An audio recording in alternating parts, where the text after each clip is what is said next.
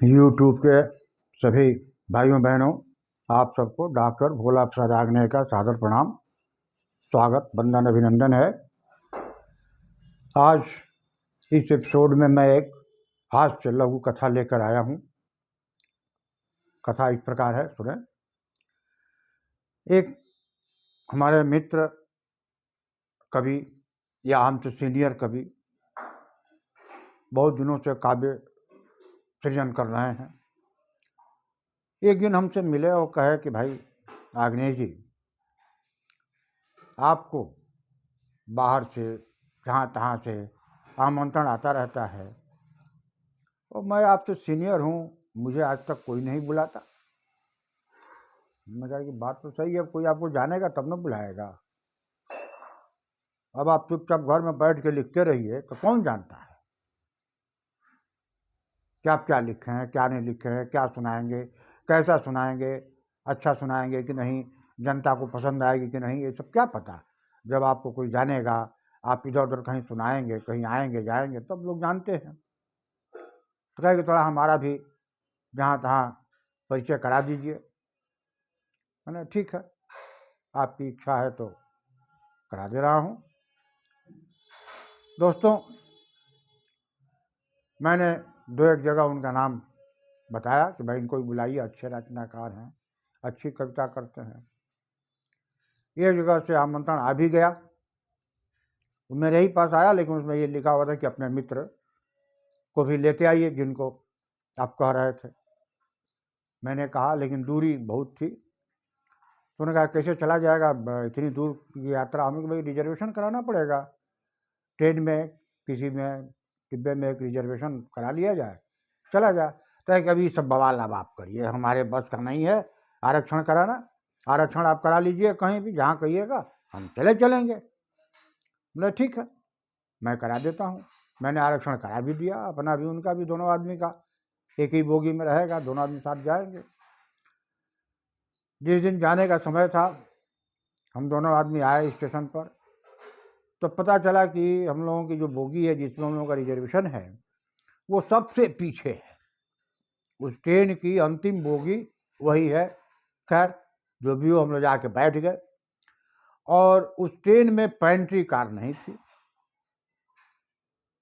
इसलिए प्लेटफार्म पर जो खोमचे वाले बेच रहे हैं उन्हीं से कुछ खरीद के खाना पीना, भोजन पानी उसी से करना होगा। लेकिन अंतिम बोगी होने के कारण वह बोगी हमेशा प्लेटफार्म के बाहर ही रुक जाती थी। और इसका परिणाम ये हुआ कि कहीं किसी स्टेशन पर जल्दी कुछ नाश्ता पानी, कोई खोमचा वाला हम लोगों की बोगी तक आता ही नहीं था। या तो प्लेटफार्म के बाहर रह जाती थी, या प्लेटफार्म पर भी आती थी तो बिल्कुल अंतिम किनारे, सबसे पीछे। तो खोमचे वाले वहां तक पहुंच ही नहीं पाते थे। बेचते बेचते वहां तक या तो समाप्त हो जाता था, चाहे उधरे लोग बजाए रहते थे, देता रहता था, तो तक गाड़ी खुल जाती थी। अब वो हमारे मित्र थे, हमसे वरिष्ठ कवि थे, अब वो हमको लगे गाली देने कि तुम महा इडियट हो, मूर्ख हो, अंतिम बोगी में क्यों रिजर्वेशन करा दिया। हमने कहा भैया हमको क्या पता है कि ये बोगी पीछे रहेगी कि कहाँ रहेगी, हमने तो रिजर्वेशन करा दिया, अब बोगी जहाँ रहेगी वहाँ बैठना होगा। या तो कुछ खाने को नहीं मिल रहा है, वहाँ बेवकूफ़ आदमी के साथ हम यात्रा कर रहे हैं। हमने कहा हमको बेवकूफ़ कहिए चाहे जो कहिए, अब हमसे जो संभव हुआ हमने किया। आपने कहा आपका हमने एक तरह से आपका निवेदन स्वीकार किया, आपकी मदद करने की प्रयास किया हमने, और मदद करने में अब यह दुर्भाग्य है कि अंतिम बोगी में हम लोग बैठे हुए हैं। समझ के रास्ते भर वो हमको भरपूर कभी अंग्रेजी में गाली देते थे, इडियट हो, नॉनसेंस हो, कभी हिंदी में मूर्ख हो, बेहुद्दे हो, बेवकूफ़ हो। इस तरह से तरह तरह के विशेषणों से हमको सम्मानित करते जा रहे थे। खैर किसी प्रकार हम लोग वहाँ पहुँच गए, कार्यक्रम हुआ।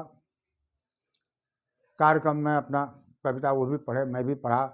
आते समय लिफाफा मिला, लिफाफे में जो पैसा था। लेकिन अब इत्तेफाक की बात थी कि लिफाफे में भी मेरे लिफाफे में कुछ अधिक पैसा था, उनके लिफाफे में कुछ कम था। क्योंकि मैं बहुत पहले से जाता रहा हूँ, तो इसलिए हम अब पहली बार गए थे तो हिसाब से उनको कम दिया गया था। अब जब कार्यक्रम खत्म हुआ, चलने लगे हम रास्ते में, तो फिर गए कि अपना दिखाओ कितना तुम्हारे लिफाफे में है।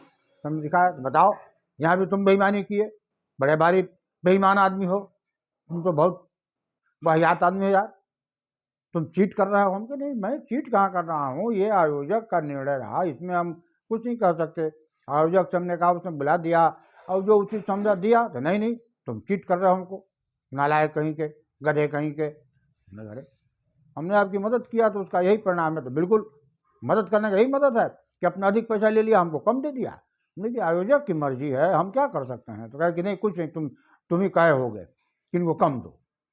चलिए अब जो मान लीजिए, क्या करना, अब तो हमने आप जो करना था हमने कर दिया है, अब आपको जो समझ में आए वो करिए, आगे से नहीं आपको कहीं कहूँगा। अब दोस्तों आते समय भी हम लोगों का रिजर्वेशन था एक दूसरी ट्रेन में, और संयोग की बात देखें कि आते समय हम लोगों का जो रिजर्वेशन बोगी था वो सबसे आगे था, एकदम इंजन से सटा हुआ। इंजन के बाद पहली बोगी वही थी। खैर कहे कि चलो आगे हैं तो कम से कम अब की बार कुछ रास्ते में खाने पीने को मिल जाएगा, आके बैठ गए। लेकिन संयोग ऐसा था कि वो सबसे आगे बोगी होने के कारण जब स्टेशन पर आती थी ट्रेन, तो अक्सर वह बोगी भी प्लेटफार्म से आगे निकल जाती थी, या रहती भी थी तो प्लेटफार्म पर एकदम सबसे आगे अगले सिरे पर, तो उससे भी खोमचे वाले वहां तक नहीं पहुंच पाते थे। प्रायः खोंचे वाले बीच में ही इधर उधर देते रहते थे, वहां तक या तो उनका खोंचा खाली हो जाता था या आ ही नहीं पाते तो उधर के लोग उसको बजा देते थे। आते समय भी खाने पीने को रास्ते में कुछ नहीं मिला उनको, न हमको नहीं मिला, तो हम तो खैर चुपचाप बैठे थे। लेकिन वो हमको रास्ते पर फिर वही तरह से उल्टी सीधी गाली देते हुए, कभी अंग्रेजी में, कभी हिंदी में, कभी भोजपुरी में, कभी कभी भोजपुरी में भी गाली दे दिया करते थे। लेकिन अब तो हमने उनकी मदद किया था तो इसलिए सब बर्दाश्त करना था। मदद करने का यही परिणाम होता है, किसी की मदद करो। खैर किसी तरह से हम लोग घर वापस आए और उसके बाद हमने कहा कि भाई रिजर्वेशन में जो पैसा लगा है, कम से कम अपना जो आपका जो हिस्सा है वो हमको दे दीजिए। दोनों तरफ का रिजर्वेशन का इतना है तो आधा आप दे दीजिए, आधा हमारा, आधा आपका रहेगा। तो क्यों दे दें आप तुमको रिजर्वेशन का? रिजर्वेशन तुम ही ने कराए थे, हम कराए थे, क्यों कराए रिजर्वेशन? और तुमको अधिक पैसा मिला, हमको कम मिला, तो क्यों तुम्हारा पैसा दे दें? दोस्तों वहाँ भी वो हमको नहीं दिया, और हमको अलग उल्टे हम ही को धोखेबाज और चीटर कह रहे थे, वहाँ भी नहीं दिया। हमें चलिए जाने दीजिए, धर्मार्थ, तो धर्मार्थ कर रहे हो, धर्म कर रहे हो कि पाप करिए हो हमारे साथ, तो चलिए जो मानिए। पिंड छूटा उनसे। अब उसके बाद दोस्तों वो घर गए और रेलवे बोर्ड को उन्होंने एक पत्र लिखा, और पत्र भेजने के बाद हमको दिए कि देखिए ये पत्र हमने भेजा है। पत्र में उन्होंने यही लिखा कि जाते समय इस ट्रेन में हमारी बोगी सबसे पीछे थी और रास्ते भर हमको कुछ खाने पीने को कुछ नहीं मिला, कोई खोमचा वाला वहाँ तक नहीं पहुँच पाता था, इसलिए हम बिना खाए रह गए पूरी यात्रा भर। और आते समय मेरी बोगी सबसे आगे थी, इस कारण भी वहाँ भी कुछ नहीं मिला, कोई खोमचे वाले उतने आगे नहीं जा पाते थे।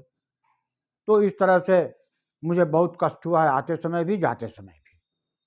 इसलिए रेलवे बोर्ड से मेरा निवेदन है, इसके अध्यक्ष महोदय से निवेदन है कि किसी भी ट्रेन में सबसे आगे कोई बोगी न रखी जाए और सबसे पीछे कोई बोगी न रखी जाए।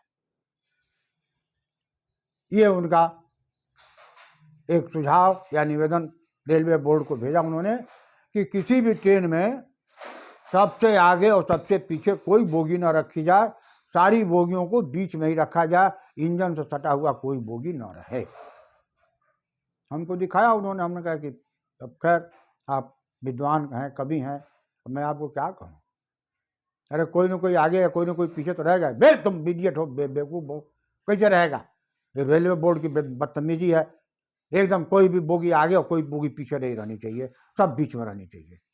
चलिए ठीक है दोस्तों, ये आज की कहानी यहीं अंत होता है। अब अगले एपिसोड में फिर मिलेंगे, और अब तक अगर आपने हमारा चैनल सब्सक्राइब नहीं किया है, कृपा करके इसको लाइक शेयर कमेंट करते हुए सब्सक्राइब करें, और अपने इष्ट मित्रों से भी लाइक शेयर कमेंट कराते हुए सब्सक्राइब करावें, ताकि हम लोगों का ये सिलसिला चलता रहे। और अब इस एपिसोड में मुझे आज्ञा दीजिए, अगले एपिसोड में फिर मुलाकात होगी। तब तक के लिए धन्यवाद, नमस्कार।